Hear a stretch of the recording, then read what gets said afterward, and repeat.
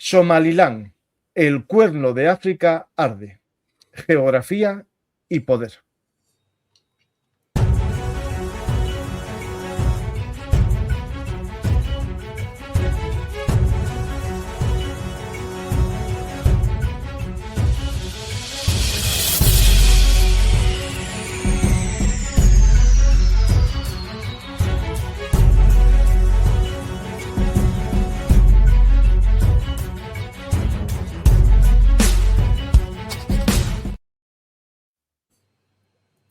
Hola a todos, bienvenidos a Bellum Artis, actualidad militar y geopolítica. Hoy viajamos a Somalilandia, un país sin Estado, un país no reconocido, una frontera difusa, un punto clave del comercio internacional, un lugar de disputa geopolítica a nivel mundial, un territorio desconocido para muchos, Somalilandia. Vamos a viajar a este mundo convulso que os intento explicar en mi libro muchas veces. En este libro, Un mundo convulso, claves geopolíticas para el siglo XXI, Somalilandia tiene su lugar como un nudo de comunicaciones, un cuello de botella y unas fronteras difusas. Y sobre todo, la lucha de muchas naciones por controlar los mares. Para ello contamos con la ayuda de dos amigos del canal, Mariano López de Miguel y Nacho Montes de Oca. Hola Mariano y hola Nacho. Hola, muy buenas tardes, Paco. Encantado. ¿Qué tal? Buenas tardes, ¿cómo estás? Pues Nacho, estamos aquí en parte culpa tuya y al hilo que hiciste hoy en tu Twitter, un hilo muy interesante que invito a la gente a ojear y ampliar conocimientos, ¿no? Con este hilo que tenemos aquí de Nacho Montes de Oca sobre Somalilandia. Y como no, también invito a ver el programa de hace ya mucho tiempo que hicimos aquí en Bellum Artis sobre Somalia y su historia y sus guerras civiles, imprescindible para conocer qué está pasando en Somaliland, gracias a Mariano López de Miguel. Pues Nacho, Mariano, vamos a tratar un tema interesante, ¿no? Porque aquí hay mucha historia y mucho juego geopolítico, ¿no, Nacho? Sí, y en una zona que mucha gente por ahí no le presta mucha atención y que sin embargo estuvo viendo durante los últimos años porque es la misma zona en donde están los hutíes, porque es el mismo lugar donde se describe la guerra civil de Somalia, que, bueno, ya lleva algunos años, ¿no?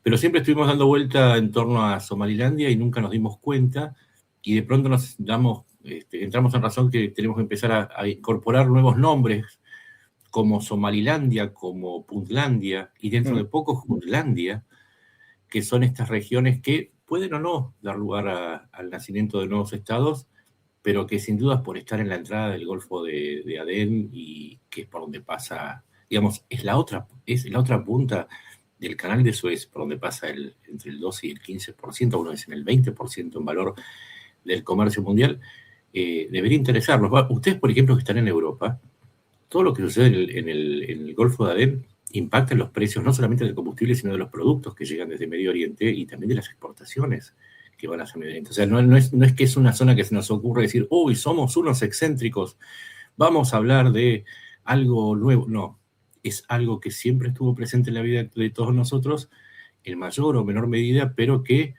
ahora le empezamos a dar un nombre. Así que bienvenido sea empezar a hablar de Somalilandia, ese país que suena a Disney, pero que es real.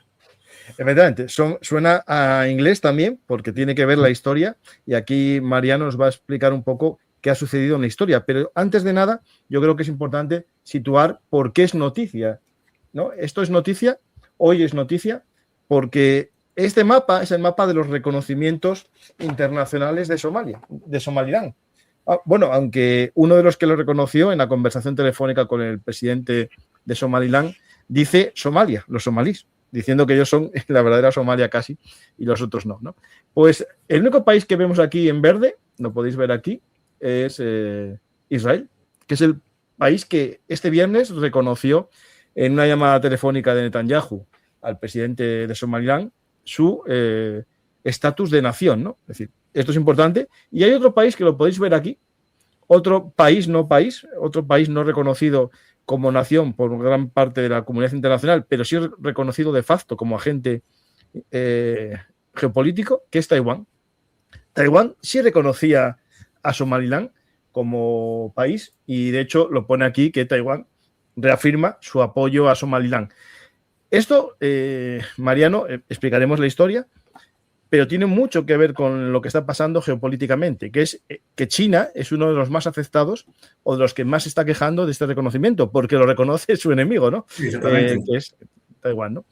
Y después tenemos otro país que para mí es vital en lo que está pasando, que es Emiratos Árabes Unidos, que no lo reconoce, pero de facto está. Nacho. Con su silencio, fue junto con Bahrein, ¿no? Pero Bahrein no es un actor relevante. Y Marruecos también. Y Marruecos, que casualmente son los que firmaron los pactos de Abraham, o sea, el reconocimiento del Estado de Israel, y esto es casi una invitación a que Trump diga, sí, bueno, son de mi bando. Pero además, hay otra cosa importantísima, que es que empieza a marcar una diferencia. Estoy por sacar un hilo sobre esto. No le voy a llamar guerra civil dentro del sunismo, pero sí una grieta que está creciendo muchísimo en lo que muchos creen que es un bloque monolítico, que es el mundo musulmán sunita en Medio Oriente. No, esto es para nada.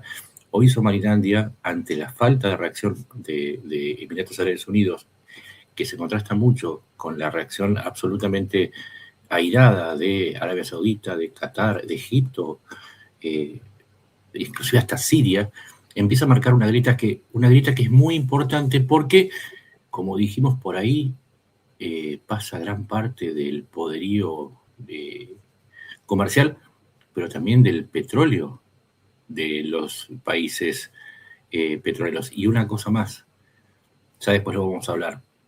Emiratos Árabes Unidos es el único país que hoy está en posición de reclamar el dominio de las dos costas del Mar Rojo, y eso no es poco. Es el único país. Después, si quieren, lo hablamos. Mediante proxies. Esto es importante, entender el papel de los proxies en este mundo convulso, como lo cuento yo en profundidad en todos los programas, claro, porque tiene proxies en los dos lados.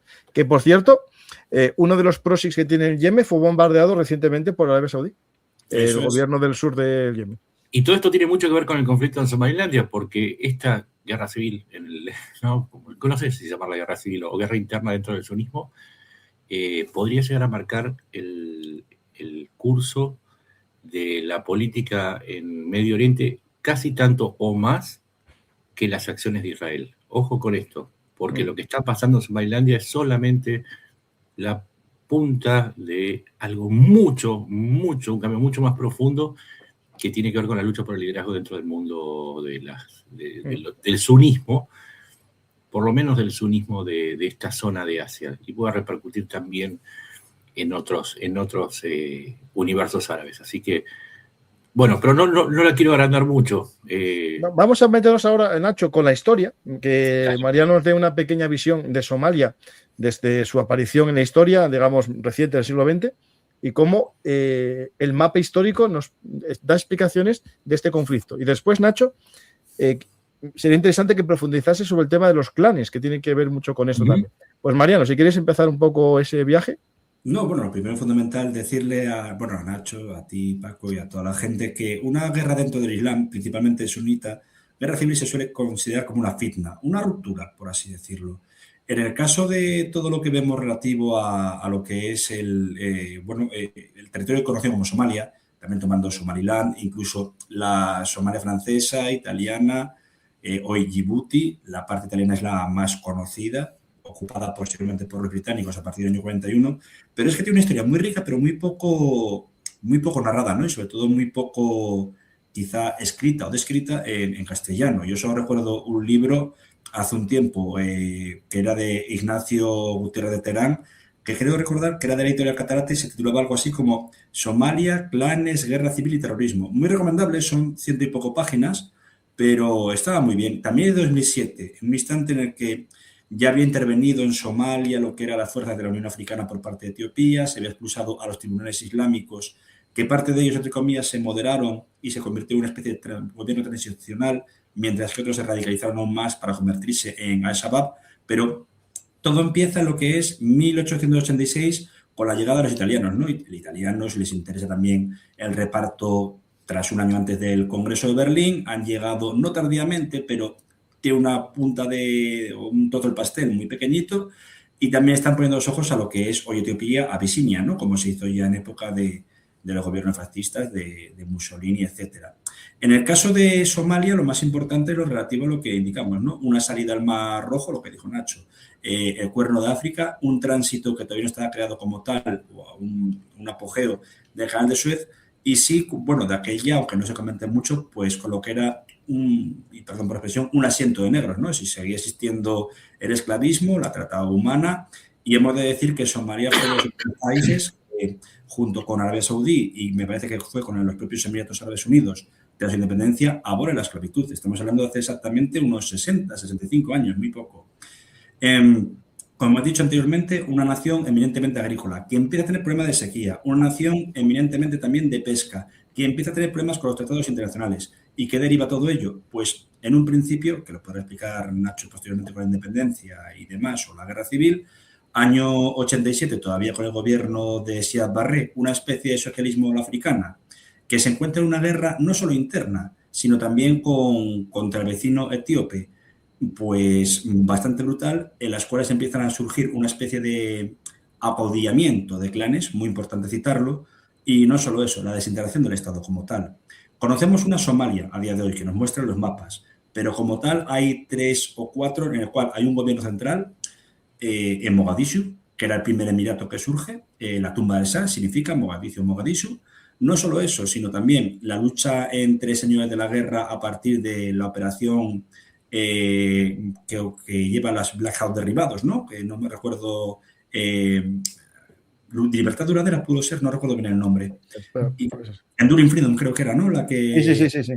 La que estaba ahí, bueno, que se hizo famosa por dicha película, el año 91-92. La primera derrota, quizá, digamos, en política exterior de Bill Clinton. Y ahora es un estado que, si hablamos de lo que es Yemen, y tenemos que hablar muchas veces de Yemen, como un estado fallido, un estado balcanizado, etcétera, y perdón por la expresión, pues más aún Somalia, que lleva 35 años en guerra, a pesar de que nominalmente hay un gobierno central en Mogadiscio que ha hecho elecciones. También tenemos una especie de gobierno que ellos consideran que pertenece de facto al propio país, como es Somaliland, y zonas autónomas como Puntland, ¿no? Que he llegado a ver que estaba citado incluso en series de televisión de los años 90, como Ley y Orden, por así decirlo. Quitando todo esto, estamos ante un país muy complejo, donde el interés no pasa generalmente por lo único que une a toda la sociedad, que es el Islam, un Islam sunita, no rigorista, por cierto, son sufíes. Se empieza a fundamentalizar a partir de los años 90 con la presencia de Al-Qaeda y posteriormente Al-Shabaab. Pero una nación muy compleja y que a día de hoy, pues como dijisteis anteriormente, ¿qué países han aceptado lo que es la independencia de facto de Somaliland? Pues tenemos Israel, pero el caso de Taiwán es muy llamativo y sobre todo Taiwán intentando atacar al soft power económico de la propia China, metiendo muchos millones de dólares de inversión en dichos países, pero también tenemos que ver que otro de los afectados es Turquía. Turquía, en los últimos años, desde la presidencia, antes primer ministro Erdogan, invirtió muchísimo dinero en becas a estudiantes somalíes en Ankara y en Estambul. Con lo cual, como se puede ver efectivamente en ese mapa, hay esa disputa entre los emiratíes. También se puede ver, me parece que es ahí al propio Netanyahu, sí. Y el primer ministro, que realmente es uno de los príncipes de la Casa Real de los Emiratos, frente a Erdogan. Y hay una especie de, podemos decir incluso, guerra fría. Ahora antes era entre Irán, Arabia Saudí, ese mundo chiita, sunita. Ahora es entre el mundo árabe islámico y el mundo turco islámico, ¿no? Pues vamos a empezar, Nacho, si quieres, un poco antes de empezar con el juego de este mapa, que tiene mucho de geopolítica este mapa de cómo se están moviendo fichas, ¿no? En el tablero de Oriente Medio y Oriente Próximo. Hablar un poco de cómo surge Somaliland dentro un poco de la guerra de clanes, ¿no? O la lucha de clanes, porque no es un elemento religioso como siempre la gente que habla de países africanos, siempre es religión. No. Nos rompe la matriz. Sí.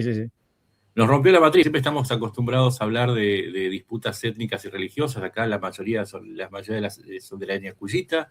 Y como bien decía recién, tienen homogeneidad religiosa, salvo por los loquitos de Al-Qaeda y del ISIS. Pero el problema está en que, como en Gaza, hay que entender que los clanes, ¿sí? Los subclanes y las familias, porque no es que hay un clan homogéneo o cinco en este caso, 5 clanes homogéneos que van todos juntos para un lado y para el otro. Dentro de los clanes hay subclanes y familias, y a su vez hay luchas internas de poder.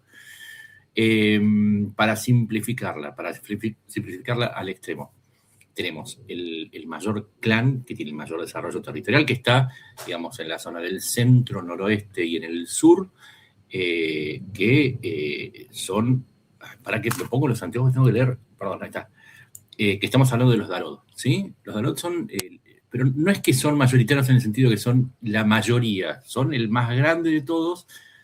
Algunos hablan de un 30%, otros hablan de un 27%.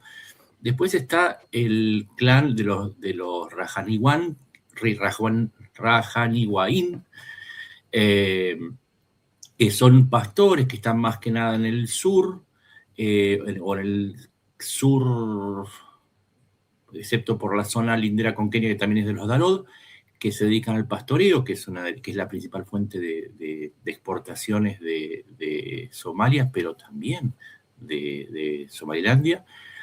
Hay un tercer grupo que son los Hawiye, que son los, digamos, son un poco, son como los más turbulentos, ¿sí? Los de más armas tomar.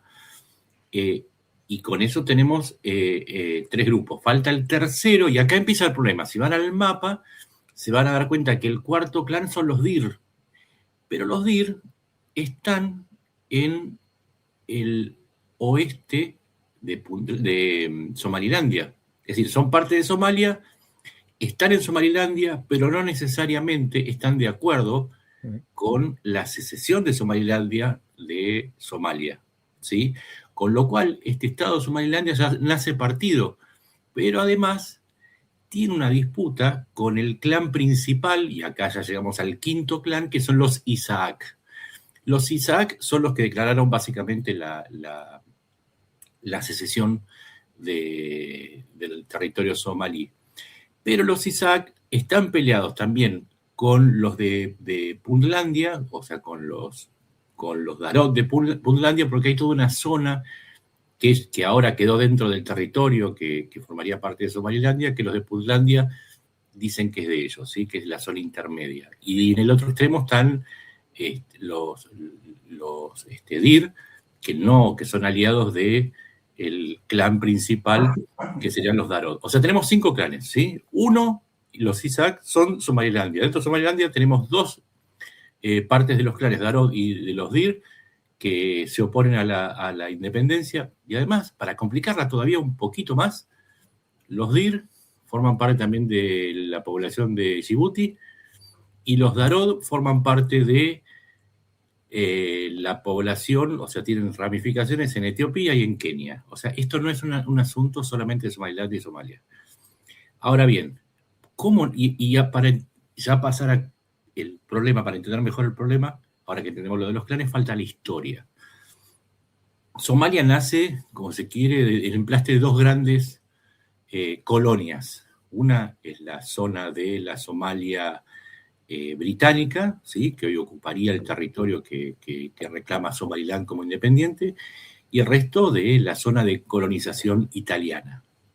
Ya de movida, cuando nace en el 91, en el 60 el país, ya eran 2 Somalias, una británica y una Somalia italiana. Hoy la británica se separa y se llama Somalilandia. Pero hay otro problema más, que es lo que cuento en el hilo, que es que cuando se produce un golpe de Estado dentro de Somalilandia, dentro de Somalia, encima le pusieron nombres parecidos, con lo cual la hacen más... Sí. Uno es Somalia, otra tierra de Somalia. Claro, es como decir, Argentina tiene un problema con Argentinlandia, y vas a decir, bueno, pues son todos argentinos. Bueno, no. Bueno, cuestión es que Somalia nace en el 60, en el 69 hay un golpe de Estado, y llega al poder Siad Barre. Siad Barre era el típico dictador africano, ¿sí? Hasta tenía un bigotito como el de Hitler, para que se ubiquen. Y era bastante complicado porque él venía de los Darod, ¿y qué hizo? Lo primero que hizo fue empezar a perseguir a los Isaac. Pero no es que los perseguía por así nomás. Él aplicaba una regla que existe entre los 5 clanes. Los 5 clanes tienen una regla que es medio loca, pero funciona así. Los 4 clanes principales se reparten el poder equitativamente, ¿sí? Se dividen en 5, pero los 4 clanes principales se dividen esos 4/5 del poder. Y el 5.º clan se queda con lo que queda del resto más lo que le toca a las otras minorías, ¿sí? Con lo cual siempre hay un 5.º clan relegado. Cuando sube Barré, el clan relegado siempre fue el de los Isaac. ¿Por qué? Porque los Darod, que es de estar con ese pasado italiano, siempre tuvieron una cosa de negación con esa parte británica. Y esto provocó que dentro de los Isaac naciera un movimiento guerrillero, como siempre suele suceder en estos asuntos, el movimiento nacional somalí, que empezó a pelear por su independencia. Y claro, Barré no era como decíamos, no es un estadista, no era un estadista, era un dictador.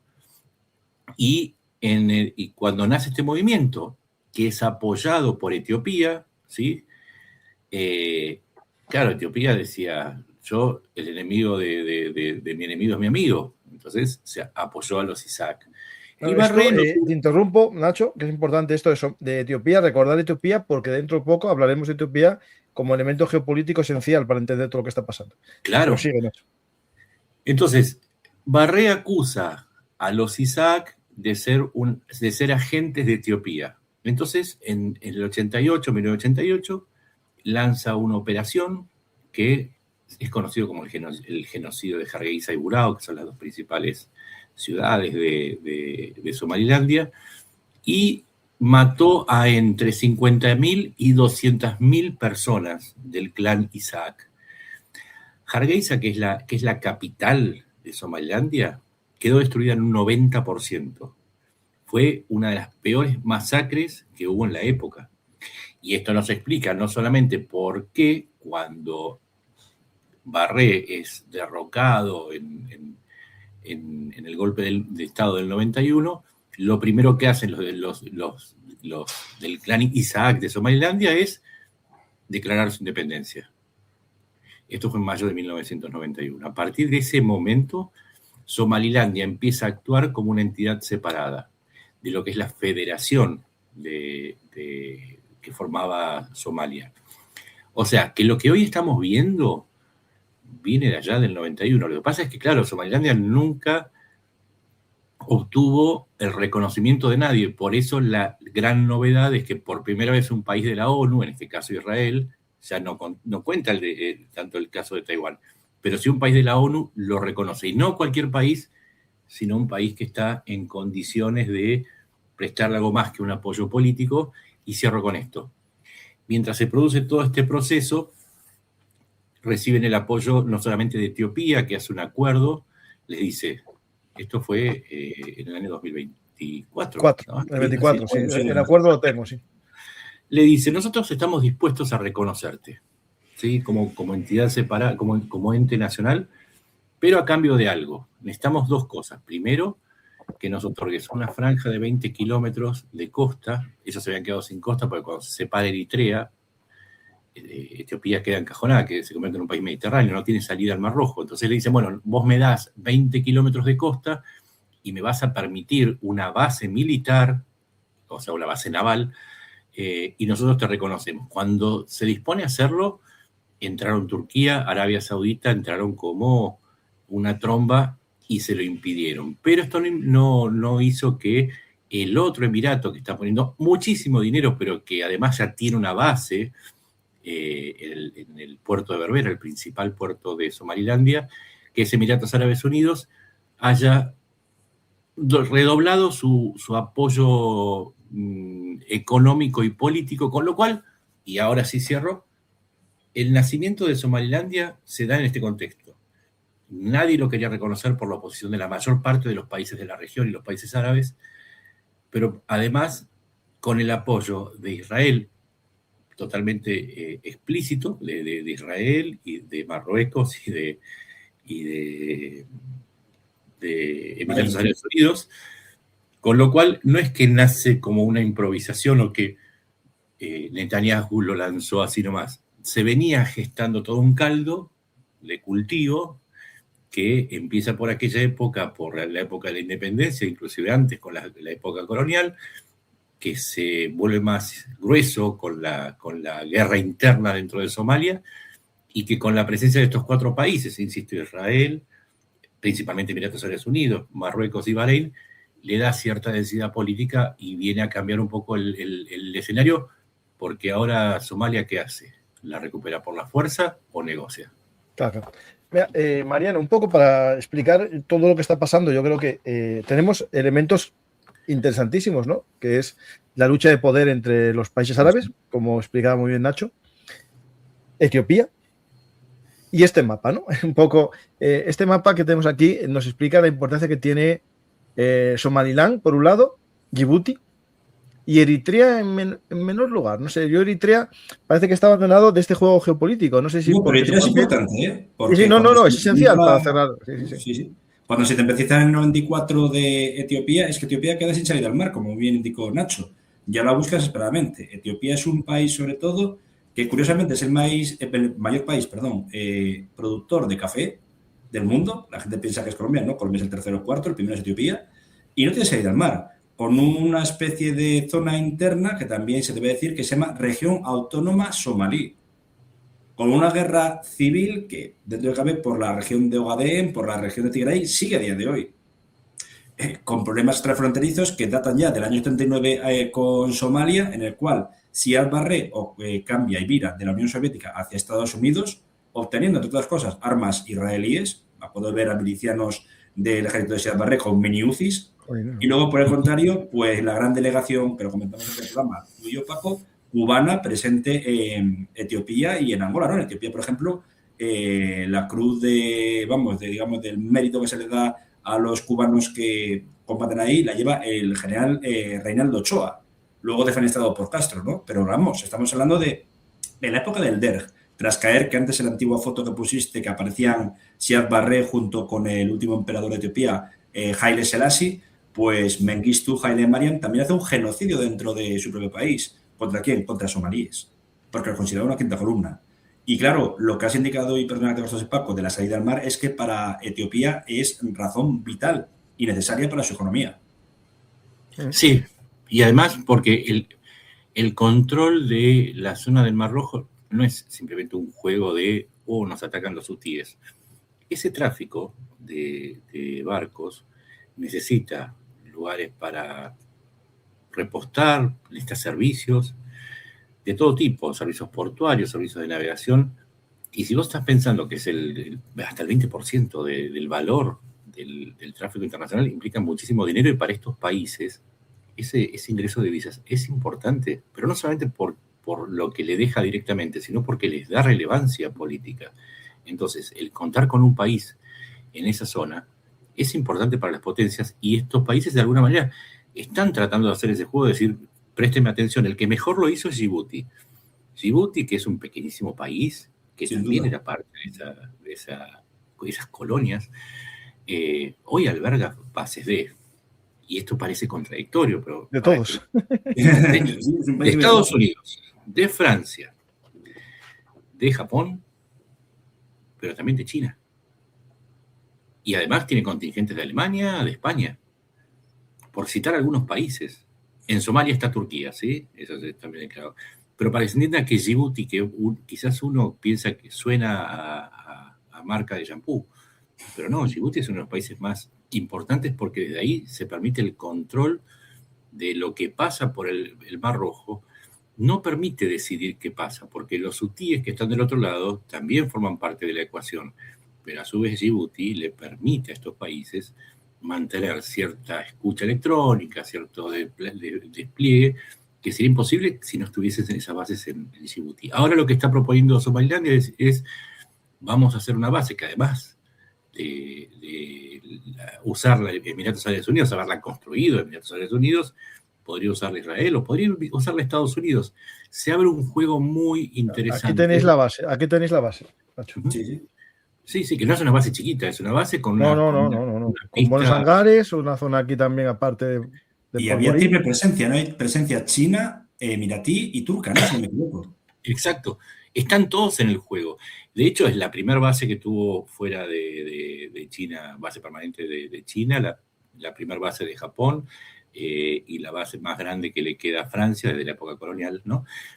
O sea, estamos hablando de una base, un sitio que está concentrando muchísima importancia, pero particularmente desde que los hutíes renovaron su ofensiva para tratar de manejar el tráfico. Cuando decimos los hutíes hablamos de Irán, por supuesto, ¿no? Pero acá está lo interesante. ¿Qué hacen los Emiratos Árabes Unidos, que se suponía que los musulmanes estaban en contra de los judíos, teniendo como aliado a Israel y proponiéndole a Israel que también no solamente controle, sino que también sea uno de los que decide el paso en el Mar Rojo? Atención con esto, porque si el día de mañana Israel tiene una base en Somalilandia y tiene un altercado con alguno de las coronas árabes como Arabia Saudita o Qatar, tranquilamente podría decir, por acá no pasan. Igual que hacen los hutíes. Totalmente, sí. Mira, justo, mira, hablando de todo esto, aquí tengo un poco la base, si la podéis ver, es una base, parece antigua, puede ser incluso de la Segunda Guerra Mundial, si os fijáis. ¿Veis la pista, no? Abandonada. Uh-huh. Y ahora voy a ponerlo en versión acelerada, para que veamos un poco cómo va cambiando. Uy, espera, confundí. Internet, las cosas. Esperad, Uh-huh. Y vamos viendo cómo surge el puerto. Es un puerto artificial de aguas profundas que por ahora está un poco, digamos... Sí, pensemos que todos esos países ahora, no, yo lo dije por Israel, pero también lo puede hacer Estados Unidos, Francia o cualquiera que tenga una base ahí. Pueden hacer una negación de tráfico o pueden hacer una interdicción. Digo, hoy se ha puesto de moda tomar petroleros, no solamente Estados Unidos. Irán acaba de tomar un petrolero en el Golfo Pérsico. Estas misiones de interdicción se pueden hacer porque hay bases, porque no son muchos los países que tienen grupos de portaaviones o grupos de tareas como para desplegar. Aunque las tuviesen, es mucho más barato tener una base. Entonces, lo que hay en el fondo es una disputa por el Mar Rojo, que es una de las arterias principales del comercio internacional, junto al el estrecho de Malaca o de Java, el canal de Panamá o el mismo el canal de Suez. Son muy pocos los lugares que vos controlando tenés un rol principal dentro del comercio internacional. Así que no es Somalilandia y la discusión sobre si está bueno o está malo, o si Israel es bueno o malo, o si hay que preservar la soberanía de Somalia, que además, digámoslo, creo que el interés en el destino de Somalia. Lo que pasa es que acá hay otro juego mucho más importante al que tenemos que prestar atención. Mira, hablando un poco del puerto de Berbera, que hay dos. Hay este puerto que vimos que está todavía en construcción, que desde mi punto de vista es claramente militar, al lado de una base aérea militar, que desde mi punto de vista yo creo que está preparada para dos cosas, ¿no? Aviones y estas más pequeñitas que hay por aquí. Hay búnker perfectamente reforzado. Puede ser para drones. Sí. No, es que de hecho, mira, qué bueno que nombraste los drones. Hay instalaciones para drones, pero además abramos el juego. En Socotra, ¿sí? Que es una isla, que es un grupo de islas que pertenecen a Yemen, pero que están un poquito más para el lado del este. Emiratos Árabes Unidos tiene dos bases, ¿sí? En una de las cuales hay instalaciones gemelas de drones, para el despliegue de drones de control.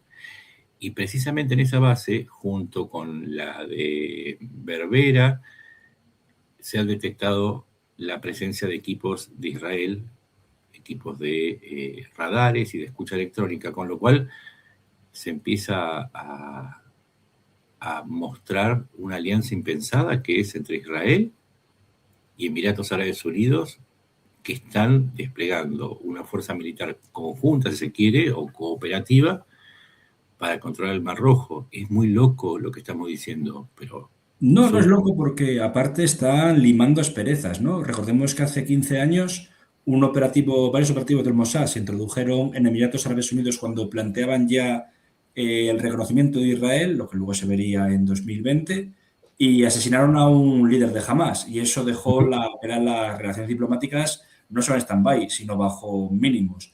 Ahora esto parece esta especie de cooperación, que quizá también tiene que ver mucho con el control hacia Yemen, de intentar vencer a los hutíes, etcétera, pues es una especie de sinergia, vamos a decir, lógica. Claro, pero ahí entra, ahí tenemos que dejar de hablar solamente de Somalilandia o de Somalia para contar que del otro lado, la Alianza del Sur, vamos a llamarla, que es Yemen está dividido en tres, ¿no? La zona de los hutíes, la zona del gobierno Eso y es. la zona del gobierno, la del sur, se suponía que era una coalición contra los hutíes que en el 2015 intentó sin éxito atacar a los hutíes. Pero ahora se dan vuelta los tantos y la coalición del sur ataca al gobierno apoyado por Arabia Saudita. O sea, los emiratíes apoyan a un proxy que ataca al gobierno apoyado por Arabia Saudita. O sea, Emiratos Árabes Unidos contra Arabia Saudita, a punto tal que hubo una intervención de la Fuerza Aérea de Arabia Saudita en los últimos días. Sí, hace unos días. Entonces, y además recién dijimos, las islas de Socotra y otro grupo de islas más, en donde Yemen se convierte en una plataforma también de Emiratos Árabes Unidos, donde coopera con Israel, mientras Arabia Saudita se está acercando a las posiciones de Qatar, en Siria, en Gaza y en otros escenarios. Entonces ya empieza a notarse esta grita que hablábamos de que, o sea, Somalilandia es solamente una parte. Y hay otras partes de la grita que tienen que ver con Somalilandia, en Berbera, y también una parte en un aeropuerto, no me sale el nombre, pues lo voy a recordar, un aeropuerto de Puntlandia, están siendo usados como base para abastecer a las fuerzas de Hemedti, las fuerzas de reacción rápida que intervienen que están atacando al gobierno de Sudán, ¿sí? O sea, Somalilandia se convirtió en un nodo para abastecer a las fuerzas de Hemedti contra un gobierno que es apoyado ¿por quién? Por Arabia Saudita.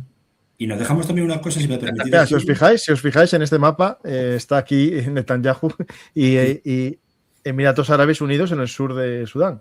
Y el juego. Y además el gobierno de Sudán es apoyado por Turquía, ahí está Erdogan, y por Egipto. ¿Pero por qué? Porque no quieren que se desgracie tanto la situación, porque hay un problema. Es que por Sudán pasa el Nilo, que es digamos, de lo que depende Egipto para sobrevivir desde los tiempos de los faraones, y a su vez, acá hay una tradición que muy pocos mencionan. Se suponía que Egipto era aliado de los Emiratos Árabes Unidos. De hecho, el 9% de la inversión externa y de digamos, la mejor inversión, la más sustanciosa en obras de infraestructura, apoyo financiero que hay en Egipto, era de Emiratos Árabes Unidos. Y Egipto reaccionó contra los emiratíes y les dijo, pero ¿cómo? Ustedes terminan del lado de quienes quieren armar un desastre en Somalia, que además está Etiopía, con quienes tienen el problema del manejo de la otra parte del Nilo. Digo, el Nilo nace, la parte del Nilo azul. El blanco y el azul. Eso es. Entonces, Egipto dijo, ¿pero qué hicieron emiratíes? Se suponía que nosotros éramos aliados.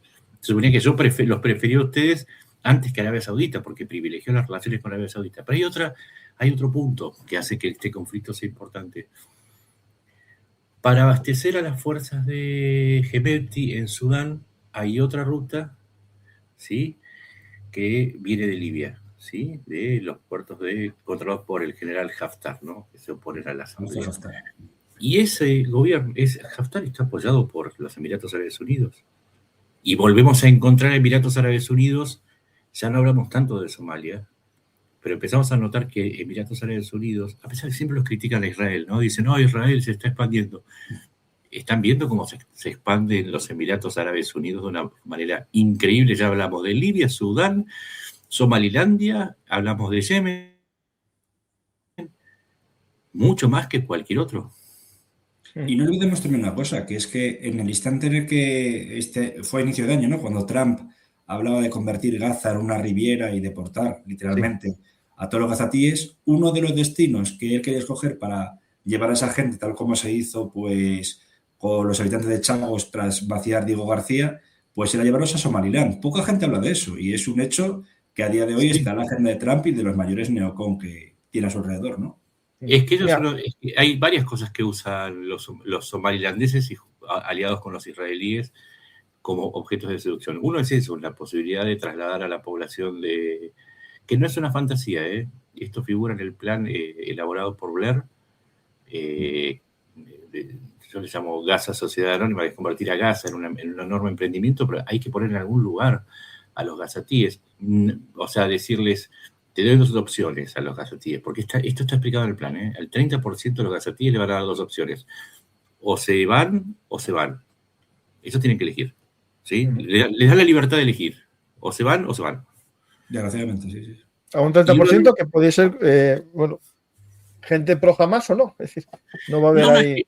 Es que no es ni siquiera a quien sea, es una cuestión inmobiliaria. Necesitan que esas propiedades para reconstruirlo. Incluso el recinto de fábricas que también estaba pensado. Eso es, sí.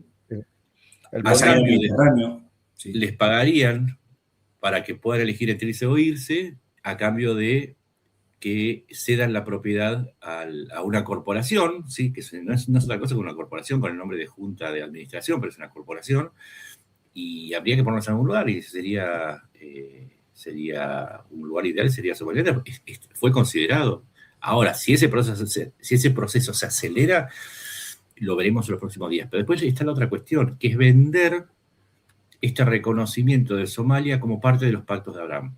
Es decir, porque no es solamente que Israel reconoció a Somalilandia, sino que Somalilandia reconoció a Israel y se enmarcó en los pactos de Abraham, y ahora se explica entonces que los otros países que también firmaron, Marruecos, Emiratos Árabes Unidos y Bahrein, hayan guardado silencio, pero también es una invitación a Trump. Le están diciendo a Trump, porque los pactos de Abraham son una invención de Trump. En el anterior mandato. Jared Kushner, sí. No, le está diciendo, nosotros no estamos haciendo nada nuevo, estamos haciendo lo que vos querés que hagamos. Sí. Entonces, es una trampa que le hace, una trampa válida de Netanyahu. Podemos criticarlo, ¿no? Pero es válida. Yo creo que válida, incluso a lo mejor reconocida parcialmente por Estados Unidos de alguna manera, ¿no? Mira, hablando de Egipto, que está muy preocupado por esto, yo sigo una cuenta en Twitter sobre, uno de inteligencia egipcio que se llama Cairo X, y está muy preocupado por ese puerto, que no se sabe de quién es, nadie reconoce quién lo está haciendo. Por tanto, ahí Egipto un detalle de los colores. Miedo ahí. Mirá los colores. Si vos vas a los colores te vas a dar cuenta que es un puerto de aguas profundas. Sí, un puerto y muy para barcos de gran calado. ¿Y cuáles son los barcos de gran calado que podrían estar ahí al lado de una base militar? Portaaviones. Claro. Podría ser, claro, los buques mayores de cualquier armada. Lo que están haciendo es ofrecer. Hay todo un juego de ofertas y de seducciones detrás de el anuncio. El anuncio es solamente el punto cúlmine de algo que se venía gestando hace bastante tiempo, porque esta base no se construye en 3 meses. Eso lleva tiempo. Me preguntan aquí si se completó ya la capital de Egipto. No, está en obras, pero hicimos aquí un programa hace muchos años. No, el año pasado puede hacer. El año pasado, sí. En enero del año pasado, el 2 o 3 de enero, sí. A ver, ¿de cuándo justo? El Sueños Faraónicos. Lo hicimos el 3 de enero, muy bien. Muy bien, justo, sí. Y os mostramos totalmente la ciudad. Lo que está sin construir, ¿no? Pero que va a ser una ciudad de administrativos y de gente vinculada al gobierno, ni más ni menos. ¿Y sabes con qué tiene que ver con Somalilandia esto? Que Egipto enfrenta ahora un problema muy grave de financiamiento. Claro. ¿Sí? Su déficit está disparado por la construcción de este proyecto faraónico. La libra está disparada también de inflación. Sí. Y necesita urgente una estabilización financiera. Hay 3 países que se lo pueden dar, ¿sí? Qatar, Arabia Saudita y Emiratos Árabes Unidos. Igual que las rivieras que están haciendo el Mediterráneo en Egipto, que al final acabó comprando los Árabes Unidos, como creo que explicamos en este programa. Entonces ahí también a Egipto se le planteó un dilema, es decir, me peleo con quién me peleo siendo que necesito a los 3, ¿sí? Empiezas a pensar siempre, ¿no? El universo, por lo menos musulmán de Medio Oriente, como los 5 grandes jugadores. Por un lado están los 3 poderes económicos, que son Qatar, Arabia Saudita y Emiratos Árabes Unidos. Luego está el poder creciente, que es Turquía, ¿sí? Y después está el 4º poder en disputa, que es Irán. Con estos 5 jugadores entran en juego, porque no nombramos a Irán. Irán está presente a través de los hutíes, ¿sí? Pero ojo, porque En los últimos tiempos, Irán y Arabia Saudita, junto con Qatar, obviamente no estaba lejos nunca, ¿no? Pero Arabia Saudita está acercando mucho a los iraníes. De hecho, han moderado mucho su postura frente a los ayatolás y también Erdogan. Entonces está reconfigurando todo un escenario y acá entra algo muy importante. Somalilandia no puede sobrevivir frente a una acción coordinada de todos los actores que están presentes en oposición. ¿Qué quiero decir con esto?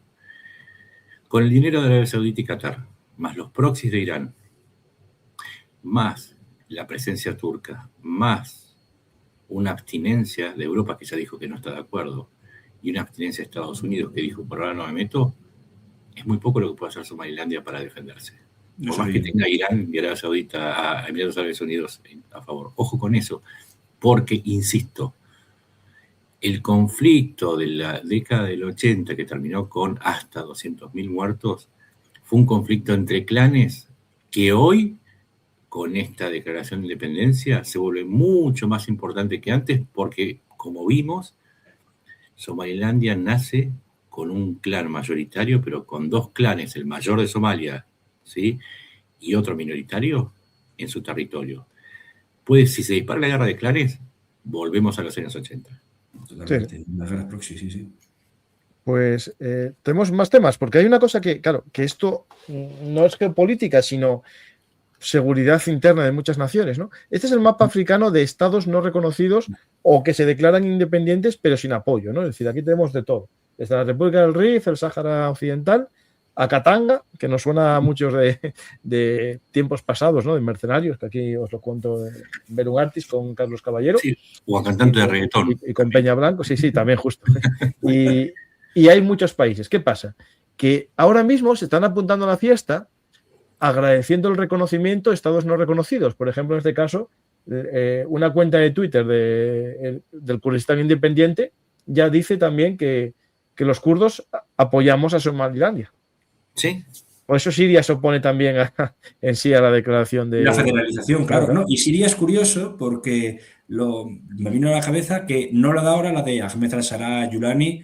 Se intenta federalizar, etcétera, con los problemas que lleva, la paz augusta con los kurdos, pero no recuerda a la gente que el principal apoyo militar de Assad no fue tanto Irán, sino la Rusia de Putin, ¿no? Y que en el año 2008-2009, cuando hay la guerra de 5 días de agosto entre Georgia y Rusia, pues posteriormente uno de los pocos países que reconocen la independencia de facto de lo que es Abjasia y Osetia del Sur es Siria. No obstante, es curioso que no reconoció a la República del Donbass. Eso sí que lo hizo, por ejemplo, Corea del Norte. Claro, porque ahí con el juego de los reconocimientos se entra en una zona de muchas contradicciones, porque, pues, por ejemplo, los israelíes podrían decir, sí, me parece bárbaro, estoy haciendo lo mismo que con los drusos respecto al territorio de Siria o la República de Rojava en el norte de Siria. Pero ojo, porque también directamente estás diciendo los palestinos tienen derecho a tener su propio territorio. Exactamente. ¿Por qué no?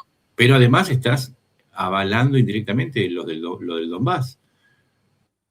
Y también otras particiones. O Kosovo con respecto, por ejemplo, a Nigeria, justo mover el aire. Pero es que generó, yo lo dije muy en argentino, qué quilombo que generó Netanyahu con esto.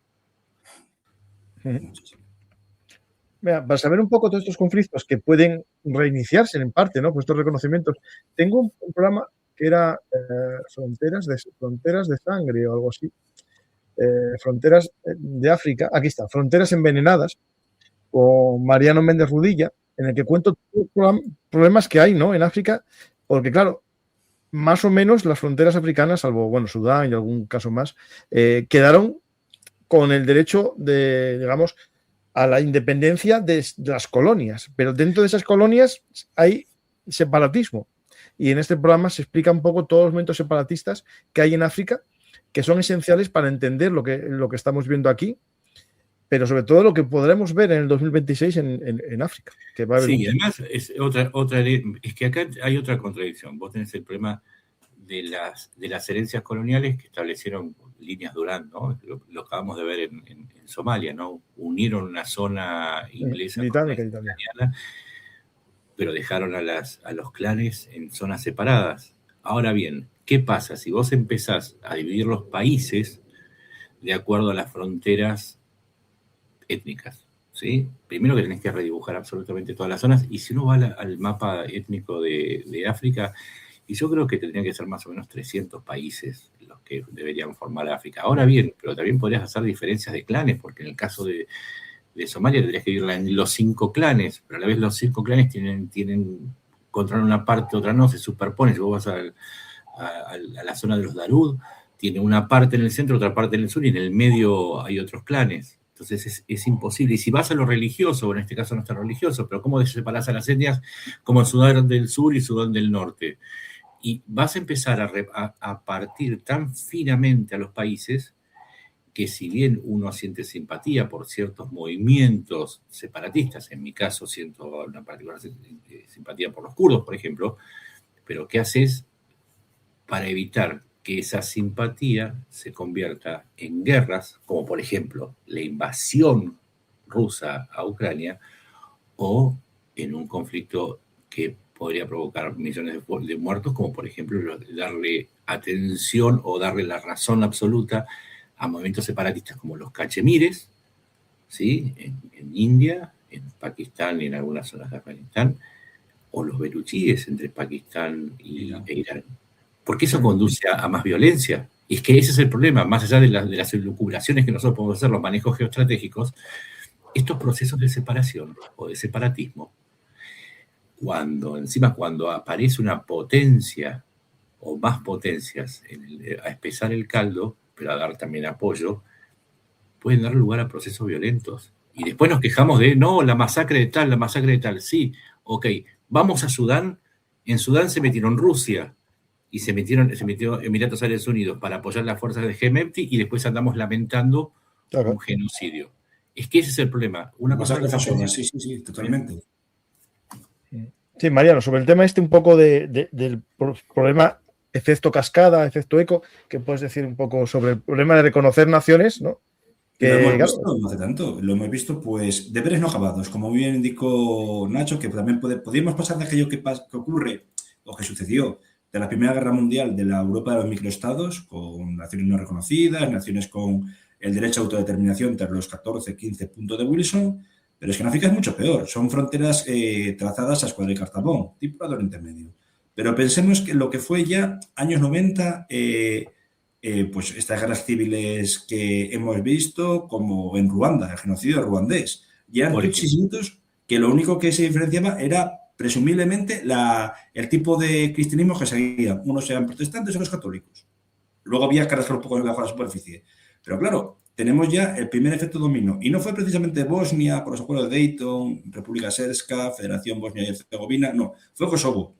Y desgraciadamente Putin lo dijo, que iba a utilizar lo de Kosovo como ese mismo año. Kosovo, creo que la independencia es el 17, la unilateral, 17 de febrero del 2008, la guerra del Cáucaso entre Georgia por Osetia y Abjasia con Rusia, pues del 5 al 10 creo que era.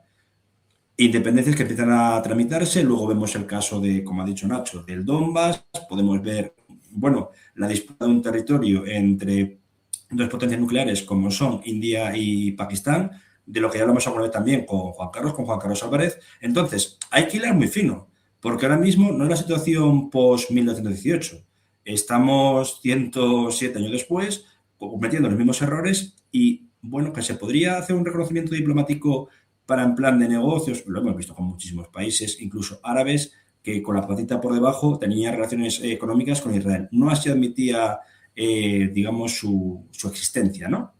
Pero creo que puede crear un peligroso precedente y que ahora mismo, pues visto lo que ha pasado días atrás con ese territorio en disputa entre Tailandia y Camboya, visto miramente el Cuerno de África, las tensiones que hay entre Etiopía, dentro de su propio territorio, pero también con Eritrea y a través de la presa del Renacimiento con Egipto, Sudán del Norte y Sudán del Sur. Claro, puede crear un efecto dominó altamente peligroso, máxime en una zona donde se está desplazando el polvorín de Europa y de Oriente Medio hacia el Cuerno de África, siendo quizá o presumiblemente la zona más peligrosa del planeta por el tráfico diario de mercancías, etcétera. Sí, además tenemos otro actor que que lo mencionamos muy al pasar. En esa zona está la provincia, la Walilla o provincia del ISIS de Somalia, muy activa, que siempre estuvo muy activa, pero que además se nutre de cada vez que hay problemas, crece ISIS. Es como que se alimenta del retroalimentación, sí. Y también está el Shahab, que es el capítulo de Al Qaeda, ¿no? Que también está muy activo. Entonces, si se estabiliza la región, el problema no va a ser solamente. Nacho, yo no te oigo, espera un momentín. Sí, se perdió un momento la conexión, yo creo. Sí, Nacho, espera un momento, a ver si vuelve la conexión, que se quedó a medias. Repite ahora a ver si está mejor la conexión. No, decía, sí, ahí está. No, decía que por un lado está el ISIS, de la provincia de Guarilla, ¿sí? Del ISIS. Sí. Está Al-Shahab, que es Al-Qaeda. Y estos grupos se alimentan de la inestabilidad en una zona que no es particularmente yihadista, como bien lo marcaba, creo que Mariano lo dijo. Es una zona donde la religión no tiene tanto peso en el conflicto político. Pero si vamos a ir a la inestabilidad, también corremos el riesgo de entregarle a los yihadistas una mayor porción de poder, y que ya no sea una cuestión de clanes, sino también una cuestión de entre sectores moderados. Los sufíes son más moderados que el resto, y yihadistas. Así que es una verdadera complicación. Hay mucha gente que se queda con el eslogan de ahora hay un nuevo país libre, lo apoya Israel. Entonces, no, atentos, traten de ser, sean más pensantes que repetidores, que es lo que los va a diferenciar de los loritos. Aquí, hablando de esto, es importante esto que voy a poner, esta diapositiva, que es un poco las relaciones entre Emiratos Árabes Unidos e Israel. Es decir, yo tengo este texto que es un resumen de uno muy largo, lo voy a leer, ¿vale? Un poco para que veamos esto y después comentamos, ¿vale? En la última década, los Emiratos Árabes Unidos han pasado de ser un actor diplomático discreto a convertirse en un actor geopolítico activo y asertivo, integrado en las arquitecturas estratégicas de Estados Unidos y Israel. La normalización con Israel no es solo diplomática, sino operativa, abarcando seguridad, inteligencia, tecnología y finanzas, y control logístico regional. Este alineamiento se refleja en múltiples conflictos: Yemen, Sudán, Siria, Líbano, Irak y Gaza, donde Abu Dhabi favorece la fragmentación controlada, la contención de actores autónomos y la reducción de la soberanía estatal a infraestructuras gestionables. En Gaza, los Emiratos Árabes Unidos mantienen una postura humanitaria visible, pero sin romper la cooperación política y de seguridad con Israel. Después también la estrategia de Mohammed bin Zayed de desplazar el liderazgo regional tradicional de Arabia Saudí, ofreciendo un modelo basado en autoritarismo tecnocrático, activismo militar y plena integración con Occidente e Israel. Al mismo tiempo, el eje Emiratos Árabes Unidos-Israel busca contener a Turquía, percibida como una potencia regional autónoma y disruptiva, especialmente en Siria, el Mediterráneo Oriental y el Cuerno de África. La expansión conjunta hacia espacios como Somalilandia ilustra esta lógica: aprovechar vacíos de soberanía para controlar nodos estratégicos, puertos, rutas marítimas y corredores comerciales, integrándolos en una red de influencia externalizada. Mira. Sin embargo, esta estrategia implica un riesgo estructural: ganar influencia a costa de autonomía y legitimidad. Bueno, esto es interesante, el juego que van juntos de la mano. Eso es una de las conclusiones que estaba sacando del análisis del libro que voy a publicar. Vos fíjate que ese factor común es interesantísimo. Emiratos Árabes Unidos se enfrenta a Arabia Saudita, pero siempre Emiratos Árabes Unidos aparece rompiendo los países. Es decir, en Sudán con Hemedti, en Libia con Haftar, en Somalia con Somalilandia, y en Yemen apoyando a las fuerzas de la coalición del sur.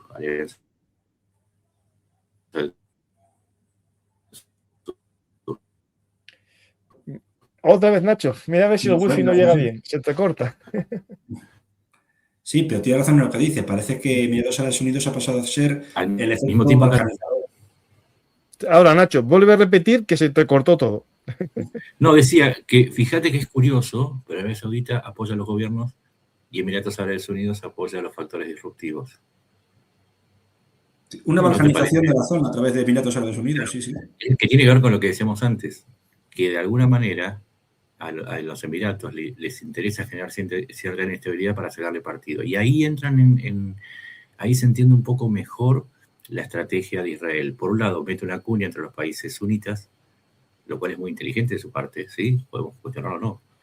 Pero además, al promover el debilitamiento de algunos estados, está generando también un debilitamiento en general del bando musulmán. Y además obtiene una base en el Mar Rojo y quizás algún lugar donde depositar algunos gazatíes. O sea, es pura ganancia lo de Netanyahu. No está loco de Netanyahu. Netanyahu es un cálculo frío de lo que le conviene a Israel. Que después, insisto, después hace la valoración ética y moral y las consecuencias. Pero primero tratemos de entenderla.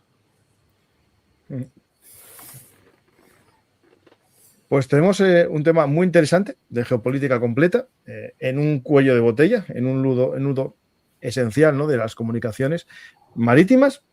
Me gustaría buscar el mapa de cable, ¿no?, también, porque es importante todas estas fibras ópticas que recorren el mar, pero no creo que estén en Somalia, pasarán por Djibouti, lo más seguro, las que cruzan de África a Asia, por esa zona. Yo creo que lo voy a buscar después porque estoy ahora interesado. El que quiera hacer preguntas, que lo recuerde, que es un programa en el que podéis participar con vuestras preguntas. Y si quieres, Mariano, añadir algo más sobre el tema del terrorismo, si tiene implicaciones con la lucha contra el terrorismo. Sí, sí. Para no extenderme mucho más, pues sí, obviamente tenemos aquí lo que dijo, muy importante, lo que comentaba Nacho de Estado Islámico, bueno, Daesh, con su ruptura posteriormente con Boko Haram, porque Boko Haram empezó a creerse que era la parte pequeña de esa coalición. Hubo una especie de masacre en la que se suicidó el emir de Boko Haram, Abu Bakr Shekau, en 2021, creo que fue entre mayo y junio.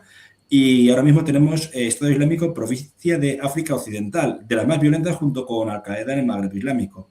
Lo cual también es curioso. Hemos visto que Al-Qaeda central ha perdido fuelle. Hay un emir, supuestamente, que es Saif al-Adel, egipcio, en Afganistán o incluso en Irán, intentando controlar a esa red terrorista, pero el poderío pasa por Al-Qaeda en el Magreb Islámico, ¿no? Lo mismo pasa aquí con esta provincia occidental de Estado Islámico, disculpad. Y hemos olvidado también a otro país afectado por el terrorismo, y tenemos obviamente a Somalia, pero hemos olvidado la presencia de Estado Islámico Daesh, obviamente en Nigeria, pero también de un tiempo a esta parte en antiguas colonias portuguesas como son en Angola y sobre todo en Mozambique, ¿no? ¿Qué puede hacer esto? Que en Somalilandia también haya, por una parte, una radicalización a través de los clanes que están presentes en Somalia y que ellos opten pues por la rama fundamentalista.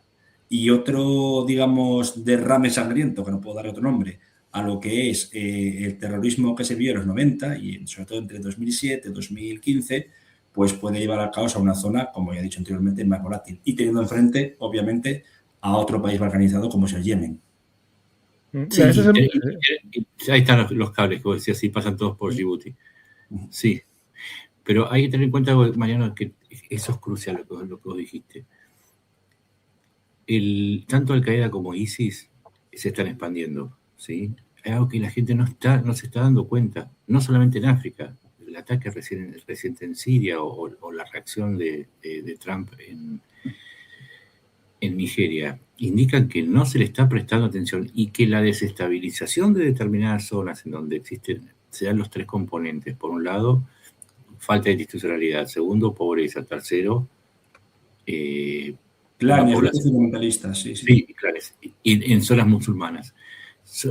Es como las patas al aire, frío y mojarse, eso da gripe. Bueno, las tres condiciones que dijimos antes da Al-Qaeda e ISIS. Entonces hay que tener mucho cuidado cuando analicemos, porque no solamente se trata de países, se trata de actores. Mira lo que es ese mapa. Sí. Está casi una mitad de África con presencia grande de ISIS. Y quiero asustar a los europeos, quiero asustar mucho a los europeos, ¿me permiten? Desde luego, sí. Sí, ya. Como nos vivimos ya. Si quizás dicen, no, pero Somalilandia, que con todos los problemas que yo tengo, bueno, vamos a contar una cosa. Mientras el mundo asiste a un invierno demográfico, ¿sí? Todos los países.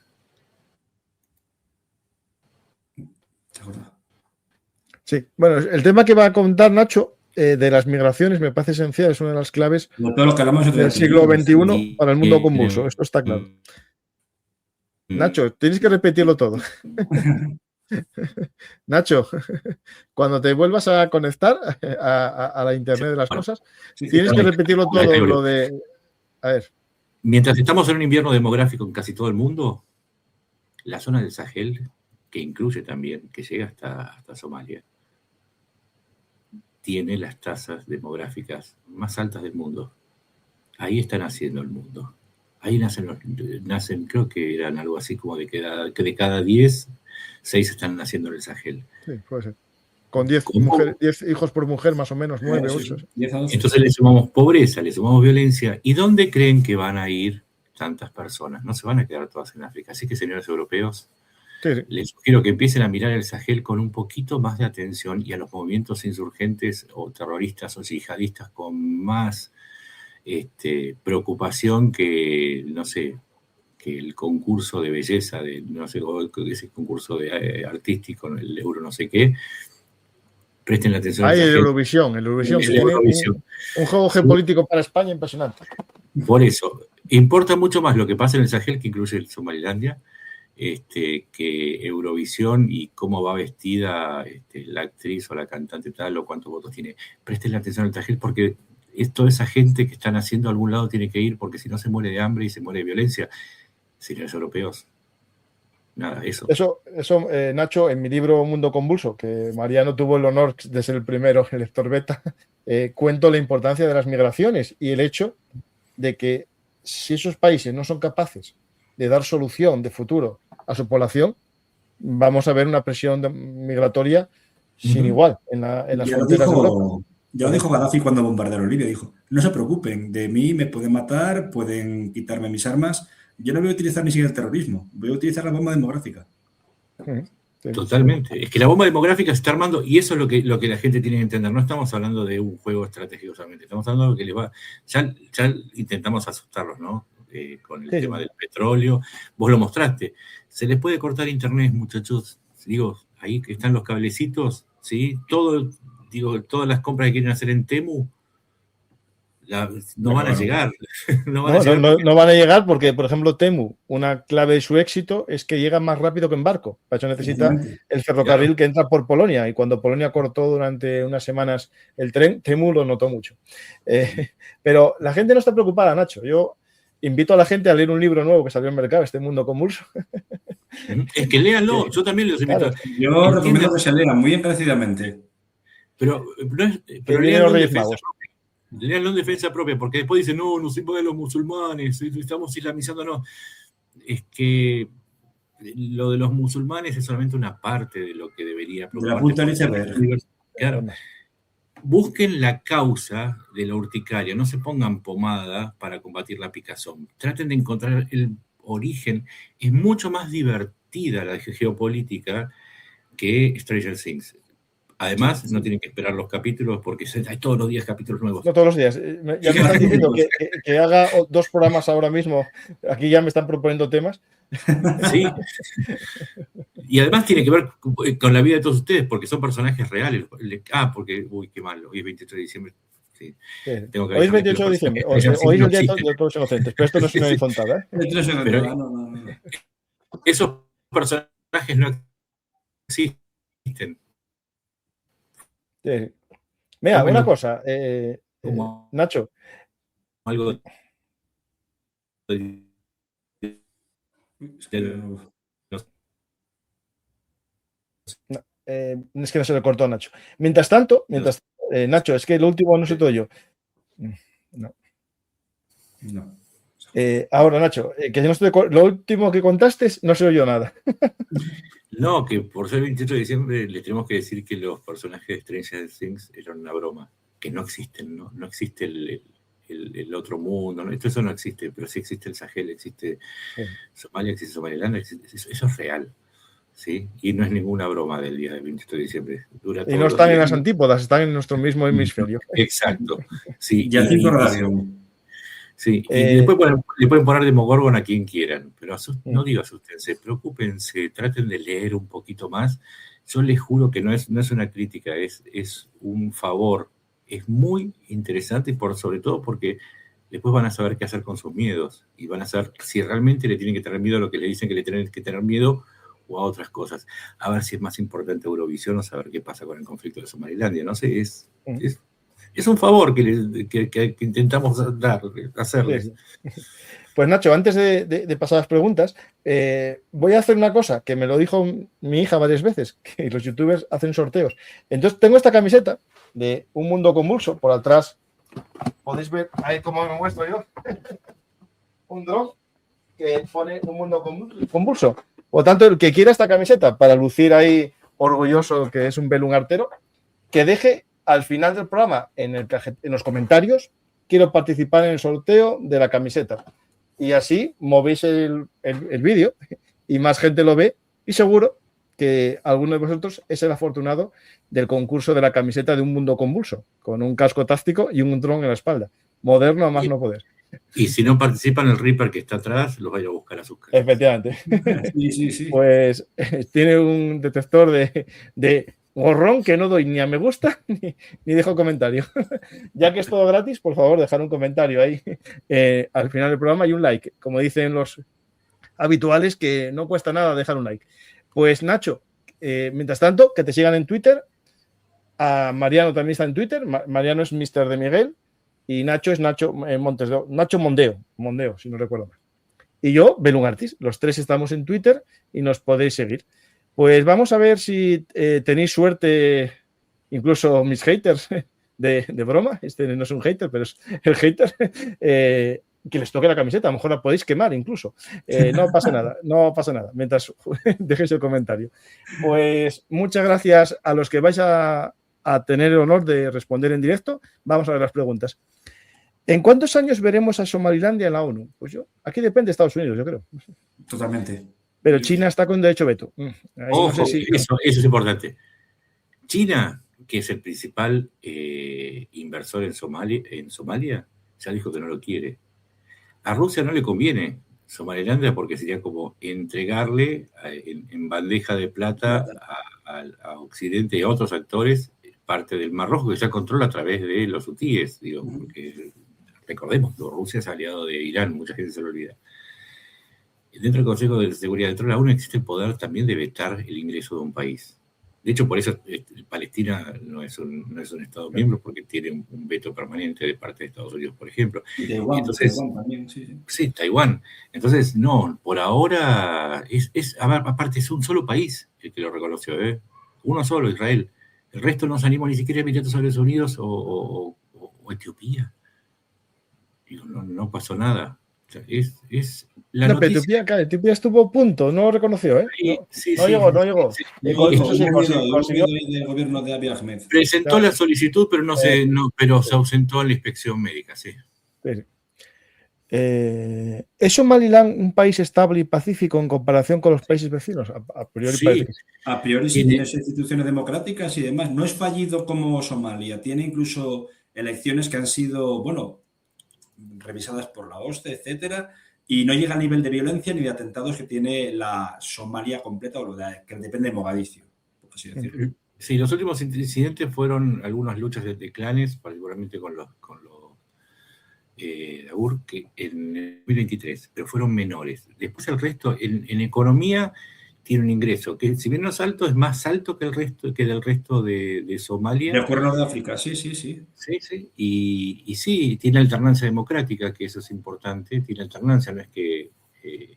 Somalia es un desastre. Somalia es un verdadero desastre económicamente, políticamente, socialmente. Y eso va a favor del Clan Isaac, que dijo, vieron que nosotros podemos manejarnos mucho mejor con todos ustedes. De hecho, y hay otro factor importante, que es que Somalilandia le daba mucho más a la federación en Somalia de lo que recibía. Y eso fue otro de los factores que obligó a la independencia. Mira, hablando antes de Emiratos Árabes Unidos, Libia, me acaba de aparecer este tuit que creo que es interesante, lo voy a mostrar. Como estoy claro, las cookies ya me dicen que quiero cosas de Emiratos y tal.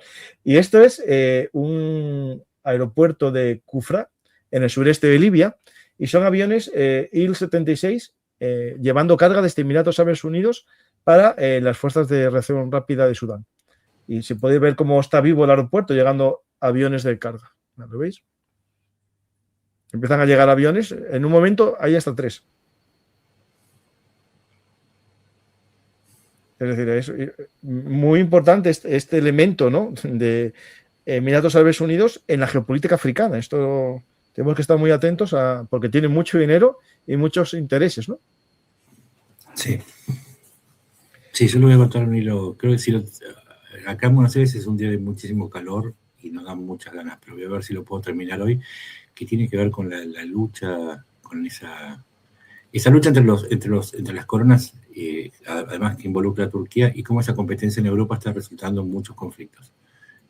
Y eso que estás mostrando probablemente sea un refuerzo a Somalilandia, que tiene sus propias fuerzas armadas, en previsión de un posible conflicto, aunque no también podría ser que siga para el lado de Sudán, en donde recrudecen los combates.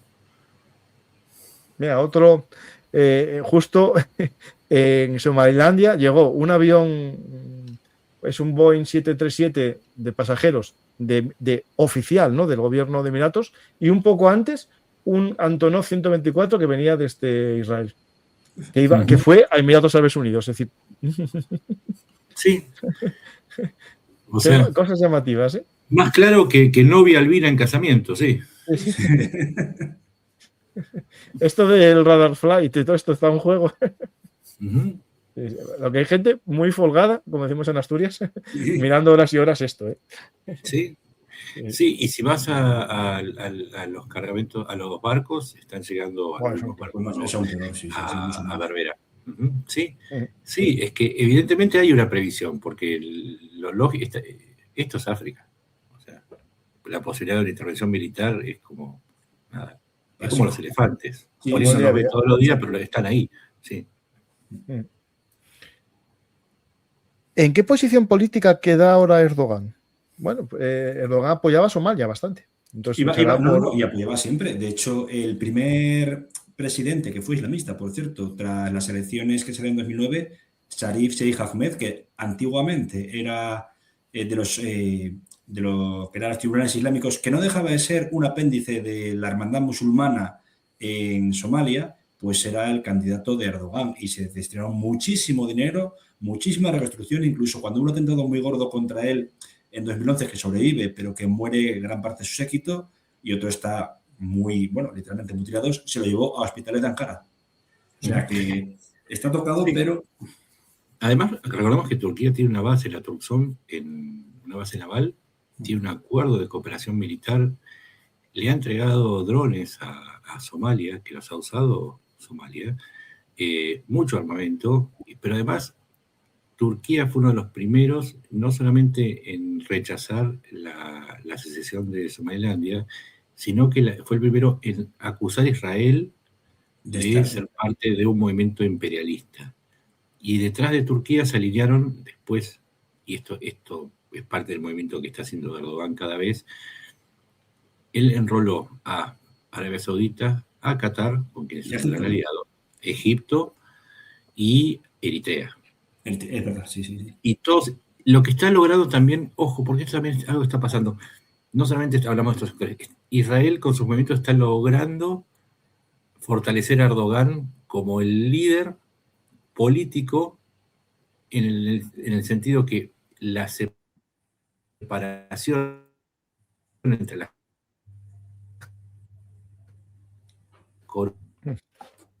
se corta. Se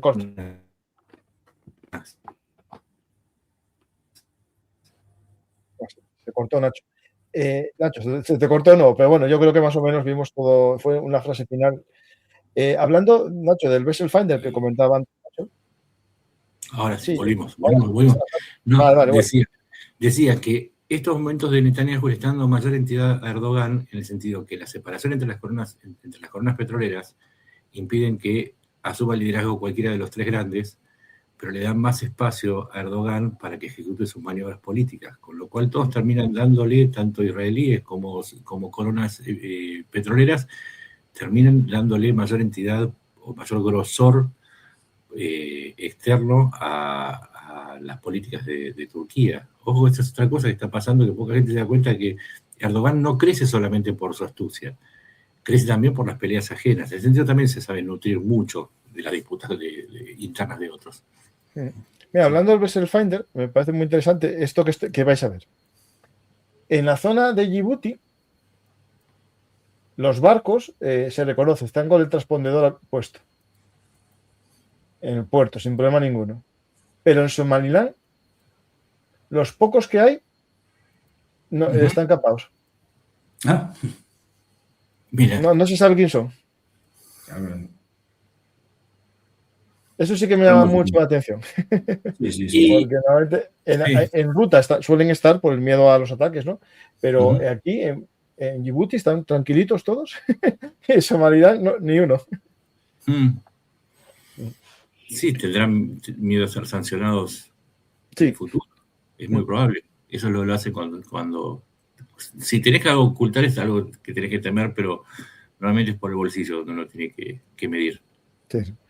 Y una pregunta para los dos, pero Mariano, que es su punto fuerte, que es el terrorismo islámico, preguntan si el ISIS se puede expandir por el sureste asiático. Bueno, en Filipinas sé que está al frente Moro, pero... Sí, bueno, y hubo el grupo de Omar Maute, que fue eliminado por el antiguo presidente Duterte, y de Iniston Japilón, pero ahora mismo, sobre todo, el problema no está siendo en Filipinas, sino en Indonesia. Indonesia y Malasia. Muy potente, sobre todo en lo que es Filipinas, en Mindanao, pero es que Indonesia es mucho más grande y sobre todo en Banda hace que tuvo una miniguerra durante, 25 años, hasta poco después del maremoto de 2004, está creciendo lo que es el fundamentalismo de una forma muy peligrosa. De hecho, recordemos también los atentados de Bali de 2002, lo que intentaron hacerse contra el primer ministro Najib Rajib, pues creo que fue en 2011. Es una zona bastante convulsa y, de hecho, muchísimos combatientes que hubo en Siria, pues curiosamente procedían de la zona de Xinjiang y también de la zona de Indonesia. Y ahí, a ver, corregime, Mariano, voy a intentar un aporte para ver si me sale bien.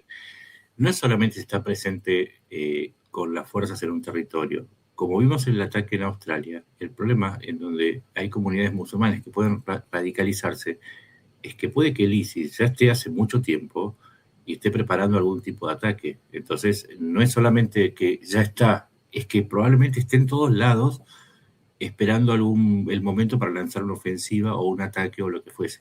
Está desde que hay un momento que es un califato digital. El hecho de redes sociales, el uso de Tor, etcétera, etcétera, etcétera, ha causado que, desde luego, el radicalismo en redes haya aumentado pues un 117% según... me parece que era algún think tank estadounidense que pude ver en los últimos 2 años. Es otra pandemia.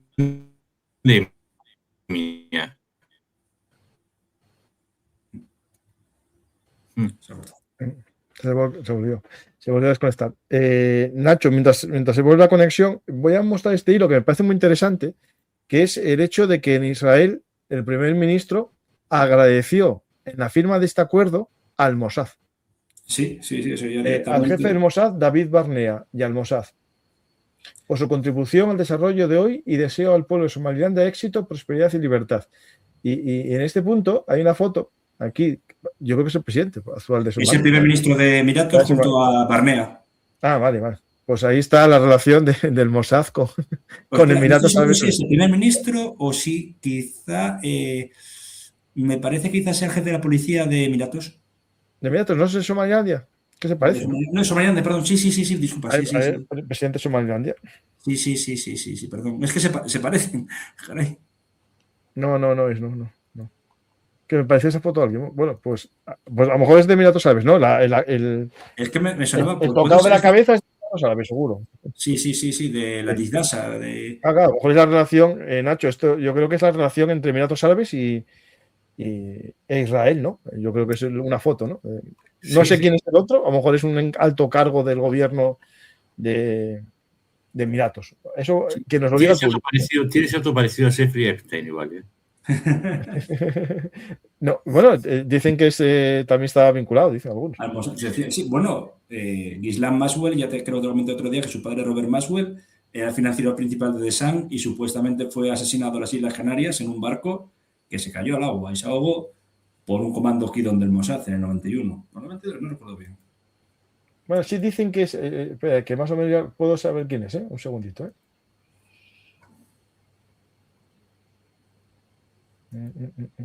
Que aparecía su foto en un sitio. Aquí está. Sultán Ahmed bin Sulayem. ¿Os ¿Primer suena? ministro de Ministros Exteriores? Espera, a ver, ahora Sí, sí. sí. Sultán Ahmed Sulayem. Espera. Se me está volviendo loco todo esto que estoy montando. Ahora lo busco en la wiki y me tendrá que salir quién es. Ya sabemos quién es, eso está claro. Ya lo encontró la foto. Director ejecutivo de DP World. A ver, espera, ¿eh? Construyó el puerto de Berbera. Es un hombre de negocios. Sí, Y es un hombre de negocios. es uno de los que reparte el dinero de Emiratos Árabes Unidos y el que se encargó de construir el puerto de Berbera y la base militar también. Pues ya está. Entonces está blanco y en botella leche. Y ya sabemos quién es y por qué tiene esa foto con el Mossad. Lo que hicimos acá fue ordenar un montón de cosas que estaban dispersas, ahora tienen un sentido, ¿no? Sí, una secuenciación, una linealidad. Y ahí también justo un poco hace un mes, mira, justo hace un mes, se crea una ruta entre Dubái y Somalilandia de barcos.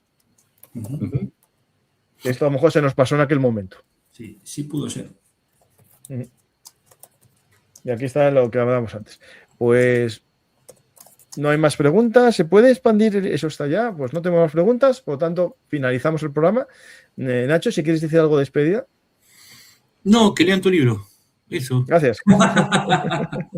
Gracias. Y muy buen año. Y su año va a ser un 15% mejor, lo demostró la Universidad de Chihuahua, si leen el libro. ¿Okay?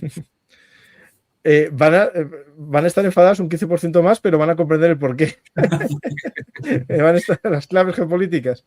Pero aparte siempre hay que tener algo, ¿no? Como la Universidad de Chihuahua del Norte. Ahí le das una entidad. No, pero en serio, léanlo. Queda muy bien las Milwaukee, segunda de Milwaukee. De Milwaukee, sí. La Universidad Mormona de Milwaukee. Ahí ya quedaste como, oh. Sí. Lo recomiendan. Pero Mariano, una despedida. Bueno, que estamos en un punto bastante convulso para cerrar el año, bastante peligroso. He de decir que ayer cuando volví a Madrid de Asturias, tras haber estado con Paco, pude... ¿Tomar un café? Sí, y tomar un café con él, sí, el miércoles pasado. Pues pude aparte leer el libro en su inmensidad y muy recomendable porque trata mucho de estos temas. Es obvio que el Cuerno de África es una zona de paso estratégico muy importante. Recuerdo también, hago un poco de spoiler, Paco, de lo que ocurrió en 2021, que aparece en tu libro, con aquel barco que se ancló en el canal de Suez y que hubo durante 3 días muchísimas pérdidas. Imaginemos esto en una zona de un paso aún más grande, como puede ser desde Hormuz hasta el Cuerno de África. Entonces, cobra importancia entender este mundo efectivamente tan convulso, y no solo tan convulso, sino hiperconectado y peligroso. Pues hablando del libro, ¿qué voy a decir yo? O sea, recomiendo el libro sin duda ninguna, Un mundo convulso, claves geopolíticas para el siglo XXI. Hay muchos de vosotros que no lo tenéis todavía, ¿a qué esperáis? Pero a los que seáis de Asturias, aparte del libro, que lo podéis en cualquier librería o en Francisco García Campa, este viernes 2, que ya falta poco, el viernes 2, va a haber un encuentro belungartero en Oviedo, en la cafetería Ateneo del Centro Cívico. Está cogida para nosotros solo. Y el que quiera pasar es en Oviedo, día 2 de enero. Comenzamos el año con un encuentro geopolítico. Va a estar Anfisa, José María y puede que más. David Díaz Cabo me dijo que iba a venir. No sé si alguno más, lo iré confirmando. Y os invito a todos a asistir. El año pasado vino gente de Cantabria, vino gente de León. Por tanto, abiertas las puertas a las 7 de la tarde en Oviedo y dispuestos a charlar sobre geopolítica. Os espero a todos y nada más. Si queréis el libro, ya lo sabéis, a los Reyes Magos, en cualquier librería o en Francisco García Campa. Y si queréis esta camiseta, en comentarios, al acabar el programa, ponerlo ahí en YouTube y también en iVoox y se sortea una camiseta. Gracias a todos. Solo tenéis que poner quiero participar en el sorteo o sorteo camiseta. Y con eso, para adelante. Gracias a todos y hasta la próxima. Y no os olvidéis de ver este programa sobre Somalia y su historia. Aquí en Belum Artis, actualidad militar.